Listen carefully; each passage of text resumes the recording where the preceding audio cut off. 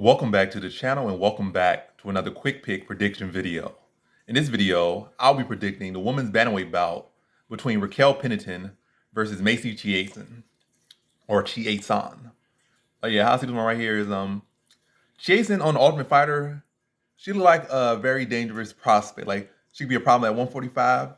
Well, it's not really anyone at 145, but like she could be a big problem at 145 and probably should have stayed at 145. Like she was sizable enough for 145. She kept coming on 135. It looked pretty decent. Like she still kept her stuff, or I don't know. But all I'm saying, like I was very high on Macy Chiasson at the beginning, but not so high on her now. And her last fight was Mary Renew and was not the most impressive fight. And we've seen Macy Tate destroy Mary Renew, and some of the other people have made Mary Renew look not so much good. And Mary Renew like pushing 50. But anyway, retired fighter now, Mary Renew. That was your last out, and did not look all that impressive.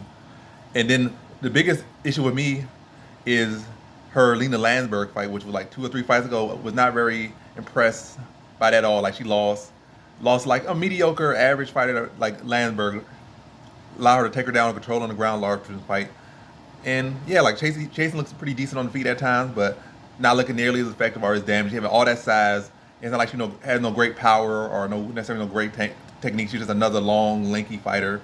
But nothing super impressive about her on the feet. Not in her work rate, not in her power, not in her technique, not in her fight IQ. So right now, I'm very disappointed in her.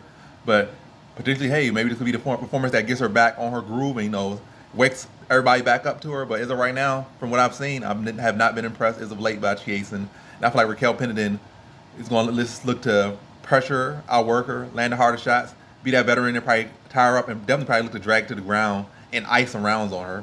I don't think Pennington's going to stop her, but I think it'll be a case where Pennington is just going to simply outwork, outsmart, and control the fight and beat her that way. So like pressing the fight, landing the heavier shots, staying up and close and not allowing Chiasson to fight at range, and then getting the fight to the ground. And on the ground, what has Chiasson showed as of late? Nothing. Like she'd be a dead fish on her back, not really throwing any submissions up, not really working to get back to her feet down. But I mean, she did get back to her feet against Renew and whatnot. But like I said, she's not really doing nothing off her back. Like no big danger off her back.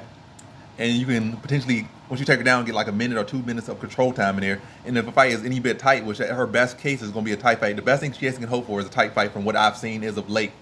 And in a tight fight, potentially, I really could see it as a dominant decision for Raquel Pennington, is bullying her, putting her clinch, landing shots, dragging her to the ground, and dominate her, or a close fight where Pennington wins off getting takedowns and icing around and making them pretty clear. But either way, I see decision for Pennington. Chiasson just has not been impressing me. I don't know where her head's at or what she's been training, but either way, she's been looking like a mediocre fighter as of late. I'm not saying mediocre, but she's looking about forgettable, a big forgettable lurch as of late.